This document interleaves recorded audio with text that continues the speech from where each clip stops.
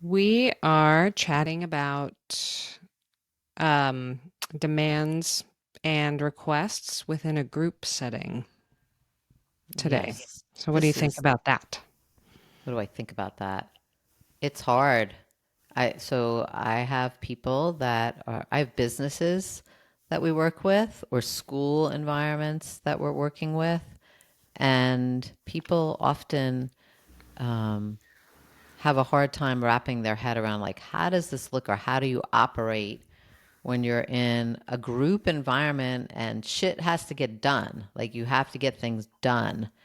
And then yeah, like, do you just always stay with requests? Because what if people don't do it? You know, like that just, how does that all work? Not very easily, I think. That's why I'd like to talk about it a little bit. Yeah, how does that function within, yeah, a community setting where you have a lot of different needs possibly flying around and strategies and demands and requests? So I think what's really important in those kinds of environments is to note that we have different kinds of needs that are in play. So you have your own need, whether you're the boss or an employee, and you have the other person's needs. So let's say I'm the boss. Okay, let's just play it out that way. I have my needs as the boss, and I also have sorry, I have somebody calling me from prison at the moment. I hate Hmm. to say no to this person, but we'll have to just, hopefully, he'll call back. Um, I have my needs as the boss, and then every other person has their individual needs and within the work environment, but they have personal stuff kind of built in there too, so they have individual needs going on. So I have the I needs, the you needs, and then we have what I would consider the we needs, the group needs, the organization's needs, right? And so it's probably really helpful to have a lot of clarity around what are our work's needs? What's the group's needs? Productivity, whatever, partnership, effectiveness. I mean, maybe emotional safety. I don't know. It's very helpful for an organization to outline or in a classroom environment. For me, when I used to teach at Community Connections, I would say like my two main needs are about learning. Like I wanted learning to happen for the group.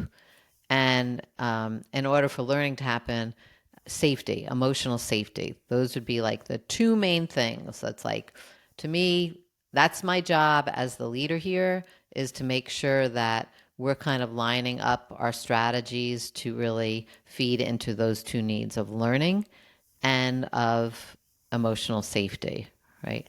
And Hmm. sometimes individual needs might surface that don't contribute or like maybe interfere or challenge the group needs, right? So the way that you move with this is when you're having discussions and decisions are having to get made from the group, you want to use what is called like the range or the zone of tolerance. Like if you want people to say yes or no to something happening, not because they individually don't like it or it's not alignment. You want to ask them, can you live with this? Is it within your zone of tolerance, within the purview, is that the word, of the group needs, not your individual needs, but can you live with this within the context of the group needs? And so you Is kind that of an ask the NVC term? Is that an NVC term, the zone of tolerance? No, I learned that from something called sociocracy, or dynamic governance, and which is fabulous. I think anybody interested in like governing bodies, well worth check out Sociocracy for All. I think they're the organization that really does that puts out a lot of information on this. But yeah, they they it's there's a lot to it. It's kind of like NVC. There's layers and layers and complexity with sociocracy. But the little bit that I dabbled in it, what you learn is that like when your groups are making decision, they ask for it to be by consensus. Like everybody has to say yes before a decision actually goes forward, which seems like mind blowing. Like, how does that happen? How do you get anything to possibly happen? But what they like to say is if there's dissent, that it's worth paying attention to the dissent. There's something to be Mm-hmm. learned in that. And there is also there's a solution or another strategy that we just haven't come up with yet that actually will be more powerful than the one that we're holding on to. And the way that they get to that is with this idea of, and again, it might not be what they call a zone of tolerance, or it's something like that range of tolerance, where you're asking people only to say no to the thing if it doesn't line up with the goal of the organization, not your individual preferences. This is not about individual preferences. It's the same way, I think, with NVC when you're in an organization. You sometimes have to make decisions, in a leadership role that may not contribute to individual needs. You might not. You might have to, like sometimes in my class, I would have to ask a kid to leave because it was getting in the way of the emotional safety and the learning for the group. Now, does Mm-hmm. that mean that the kid did anything wrong? No, that would be more judgmental. It's just about needs. And and I'm sure in moments like that, I would have given the kid empathy prior to. I would have probably pointed out the needs that, and ask for strategies that we can work on that could move us all towards those needs. And I think the other thing that's really important in all of this, looking at um, requests and demands in a workplace environment, sometimes you might, as the organizational leader, basically make a demand like, it's going to be this way, right? You're not having wiggle room there. I like to talk about something called um, fair process, or that when decisions are made, you can make them in such a way that they land easier for people or not. Because I like to say that people, when they're wanting something, whether it's an organization or, out in the world in your individual lives, they usually want two things. They want the thing, but they also want they want to know that there's care. Mm-hmm. Are you tracking this at all? Yeah, I think that they want to know that there's like they want that thing, and then they want to know that there's care like for that thing. I guess maybe I am a little confused, like that is also wanted Yeah, by well, others. no, not necessarily. It's let me give an example. So like um again, my examples are usually from a classroom environment because that's what I did for so long. But say I have a kid and they are coming into the classroom and I smell marijuana on them, right? This happened quite a bit.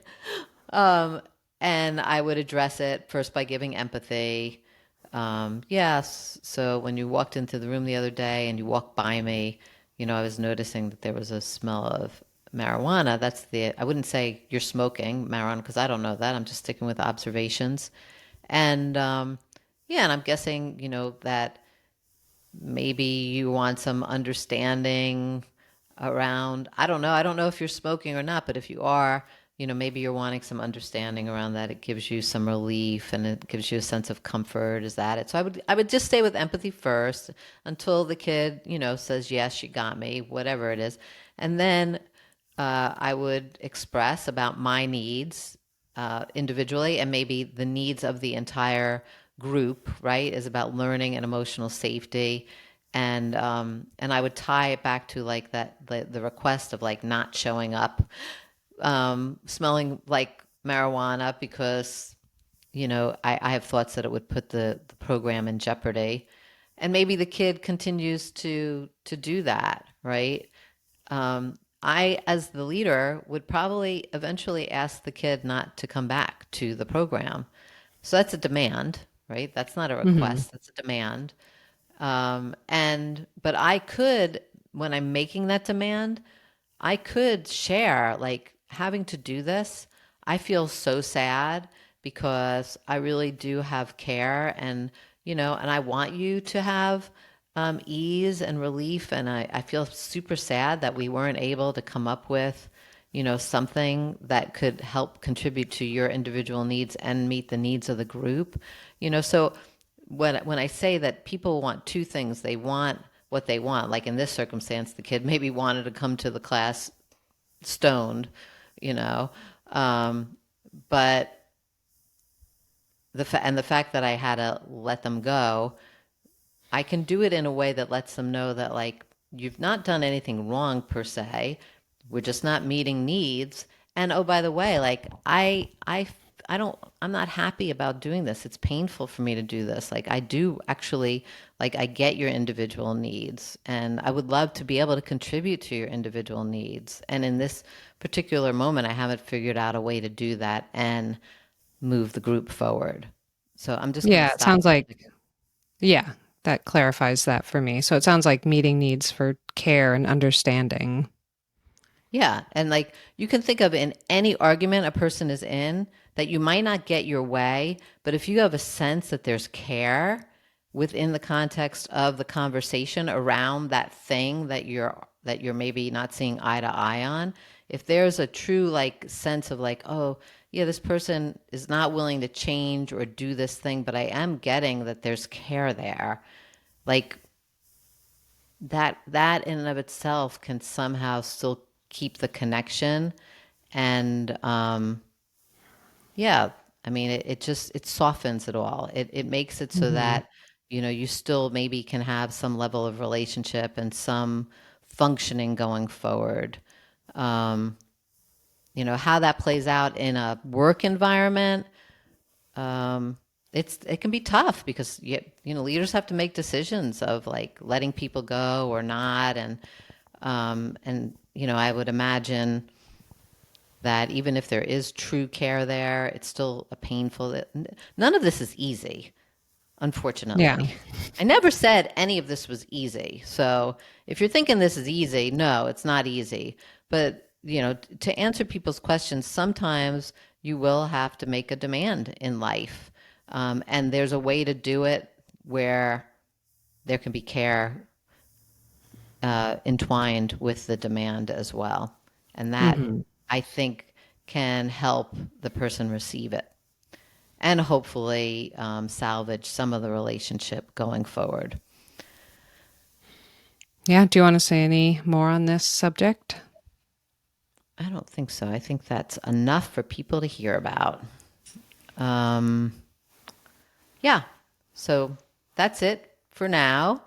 Got lots of things going on at the Big B Method headquarters. We have blogs that we are now posting every week. So if people want to read more stuff on NVC, you can go to our website, check out the blogs. We are also making these recordings into videos so people can watch us if you want, or you can send it to people that way. My book's out, my link to Mildred, which is interrupting the epidemic of trauma via nonviolent communication. You can find that on Amazon. And we always have our intro course. It's open to people at any point. We'd love for folks to come on in and join us in the learning. That you can find at learn.thebigbmethod.com. And anything And else? our empathy warm line number is 850-706-0488. Sounds right. Yeah. All right. Thanks, everybody.